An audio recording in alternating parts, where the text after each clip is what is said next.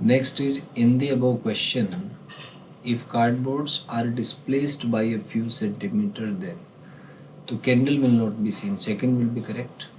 Next is in the above question, the candle is not seen because. So obviously few centimeter is very large as compared to the wavelength of light. So first will be correct. Next is when we drop a stone on a calm pool of water, then water spreads out. तो spread out होता है, first will be correct.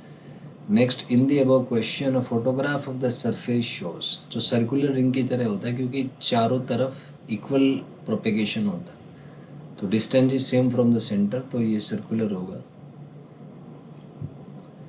Next is on circular ring displacement of the water molecule, तो obviously maximum होता है.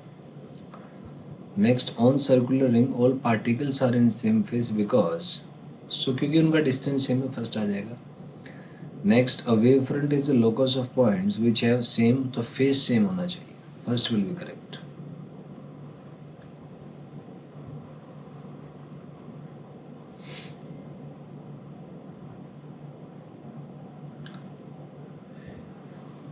Next is wave front is a surface of, तो constant face होता है, first आ जाएगा.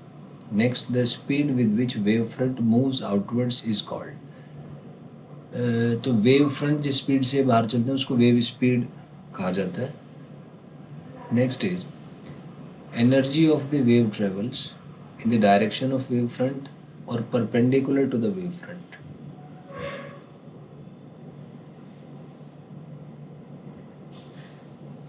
तो इट इज ट्रांसमिटेड नॉर्मल और perpendicular to the wave front, क्योंकि मान लीजिए वेव फ्रंट ऐसे है तो जो प्रोपेगेशन स्पीड है वो इसके नॉर्मल होता है, so it is perpendicular to the wave front, ऐसे मान लीजिए. Next is if a point source emit waves uniformly in all directions, then we have, तो एक स्फेरिकल वेव फ्रंट होगा क्योंकि 3D में ये स्फीयर हो जाएगा.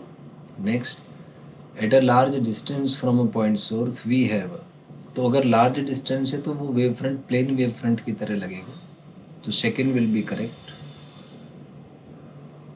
Next is Huygens principle is essentially geographic construction और ज्योमेट्रिक कंस्ट्रक्शन, तो इट्स ज्योमेट्रिक कंस्ट्रक्शन है, सेकेंड आ जाएगा. Next Huygens principle allows us to determine shape of wave front, तो it is helps to determine shape of wave front,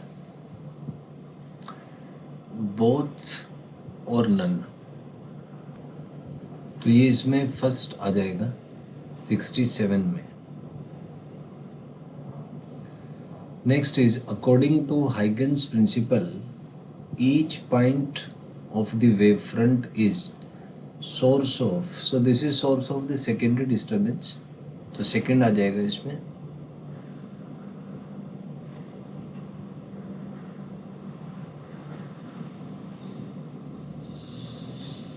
next is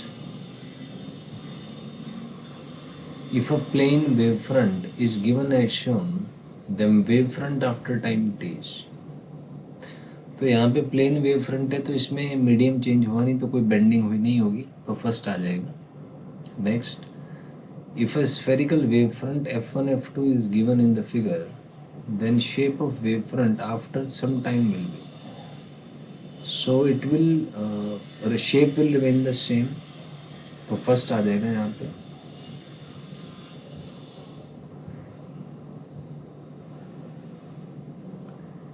Next is according to Huygens argument, amplitude of secondary wavelet maximum in forward and zero in the backward, तो first ही correct है.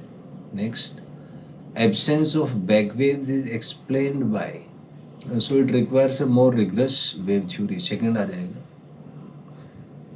Next is a plane wavefront AB is incident on an interface CD, refracted wavefront is as shown, तो इसमें देखें कि A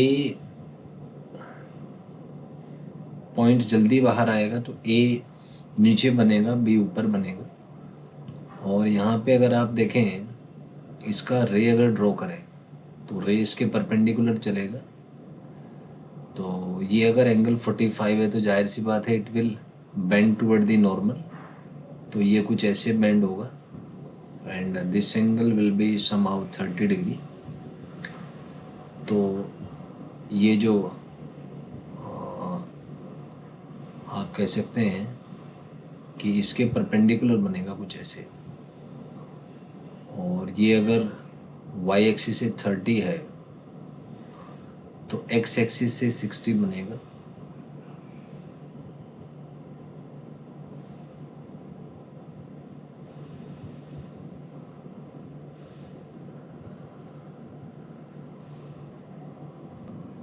तो यहाँ पे आप देखें कि इसका जो नॉर्मल होगा वो 30 डिग्री का एंगल बनाएगा, तो ये फर्स्ट इसमें यहाँ पे करेक्ट हो जाएगा। Next is Snell's law of refraction states that, तो दोनों ही स्टेटमेंट ठीक है, third option will be correct here.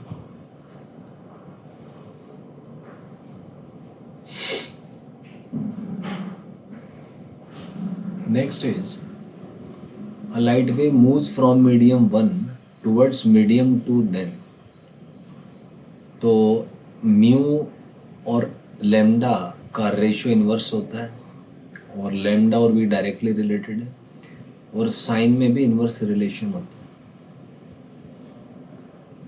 तो ये भी ठीक है, ये भी ठीक है क्योंकि ये इसका उल्टा है और फ्रीक्वेंसी सेम रहता है, तो ये भी ठीक है, तो ऑल इसमें यहाँ पे करेक्ट आ जाएगा। Fourth will be the correct option. Next is when a light wave gets refracted from medium P to medium Q, then speed changes, wavelength changes, frequency remains same, so all are correct here, fourth आ जाएगा। next gets reflected from denser to rarer, उसमें भी तीनों चीज़ें change होती हैं, fourth आ जाएगा।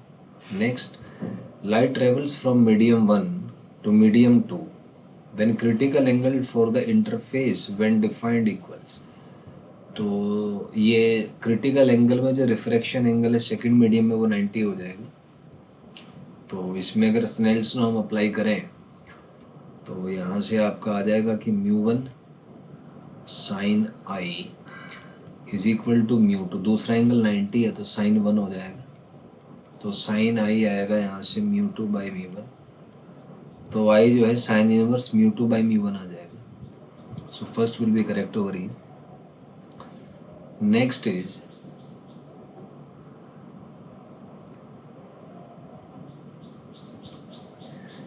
Light wave undergoes TIR when, तो पहली कंडीशन तो एंगल क्रिटिकल से ज़्यादा होगा और दूसरी light travels from denser to rare, तो दोनों कंडीशन जब सेटिस्फाइड हैं तो ही ये होता है, तो थर्ड आ जाएगा इसमें। Next is a plane wave front is incident on a prism, the emergent wave front will be, तो यहाँ पे देखिए ऊपर वाला पोर्शन थिन है, तो ए पार्ट पहले बाहर निकलेगा, बी पार्ट बाद में अंदर आएगा, सो ऐसा कुछ होगा। मान लीजिए ए इस इंस्टेंट पे बाहर आया तो बी कुछ टाइम बाद बाहर आएगा, तो ऐसा कुछ बनेगा, तो option 2 will be correct. Next is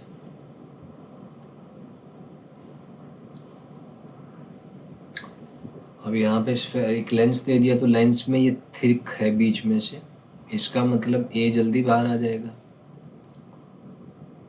और वैसे भी हमें पता है पैरेलल लाइट रेज है तो ये इसको कन्वर्ज कर देगा, तो जो वेव फ्रंट है वो कन्वर्जिंग होगा, तो फर्स्ट आ जाएगा। Next is a plane wave front is incident on a concave mirror of radius r, then emergent wave front is a, तो जो इमरजेंट वेव फ्रंट होगा वो क्योंकि r बाई मान लीजिए स्फेरिकल मिरर है, तो हमें पता है कि यहाँ से अगर आपने वेव्स को इंसिडेंट किया तो ये फोकस पे सेंटर्ड हो जाएंगी, और हमें पता है कि ये डिस्टेंस r/2 होता है, तो ये जो वेव्स होंगी जहाँ ये फोकस होंगी, तो अगर हम इसको एक स्फीयर का पार्ट मान लें तो इसका रेडियस r/2 हो जाएगा, तो डायमीटर विल बी r, तो second will be correct, second आ जाएगा। Next is